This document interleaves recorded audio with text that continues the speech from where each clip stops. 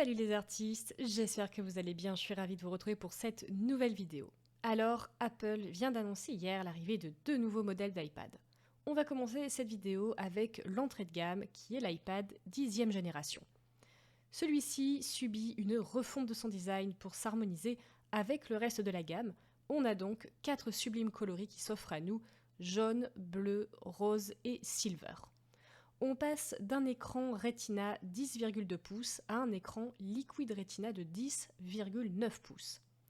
Écran donc plus grand, meilleure définition, des bordures beaucoup plus fines, et ça pour dessiner, on apprécie parce qu'on va avoir un espace de dessin beaucoup plus grand et ça va être un petit peu plus sympa, un peu plus joli au visuel. Sur cet iPad, plus de boutons Home, mais un Touch ID sur le bouton d'allumage. Des performances améliorées puisqu'on passe de la puce A13 Bionic à la puce 14 Bionic qui est présente sur les iPhone 12, donc c'est déjà du costaud pour pas mal d'utilisation.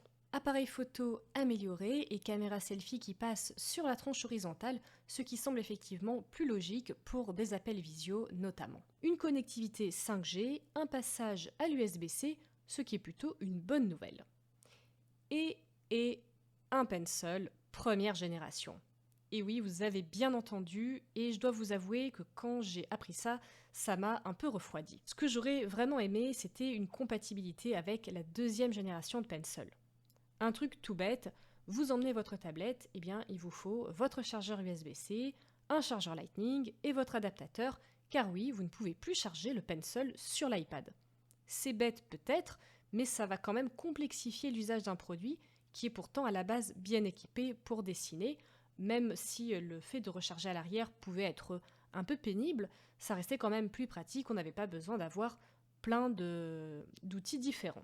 Et puis surtout le prix, car qui dit ajout de technologie dit forcément augmentation de prix, et là, il va falloir passer à la caisse pour ce modèle entrée de gamme. Là où on a connu des iPads à 349 €, c'est cette fois pas moins de 589 € qu'il va falloir investir. Donc pour moi, l'iPad 10e génération reste un bon produit, maintenant assez versatile, plus confortable surtout au niveau de l'écran, mais gros point noir, surtout pour le Pencil, et c'est sûrement aussi pour garder un peu de différence avec son grand frère, l'iPad Air. Ensuite, Apple nous a présenté l'iPad Pro nouvelle génération, qui a surtout pour nouveauté la puce M2, qui va venir remplacer la puce M1.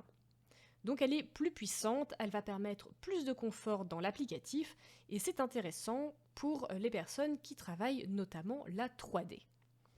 Sinon, Apple annonce une utilisation plus avancée de l'Apple Pencil deuxième génération, et c'est là où ça peut nous intéresser.